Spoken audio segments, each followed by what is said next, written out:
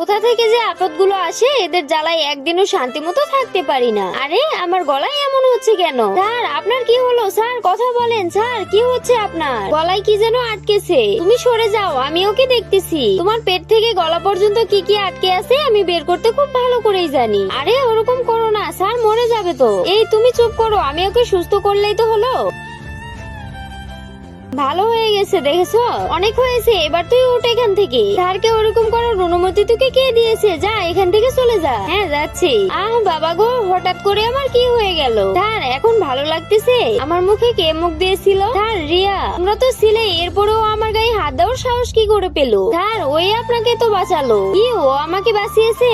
এই আমার মাথায় কোনো কিছু কাজ করতেছে না। যাও তো তোমরা এখান থেকে চলে যাও। দেখি আপনার গায়ে জ্বর এসেছে নাকি। সরে যা। স্যার যা করেন একটু দেখে শুনে করেন, আপনার মাথা গরম হয়ে গেছে। এই যাবি তুই এখান থেকে? ওই মেয়েটাকে অনেক চিনা চিনা লাগতেছে।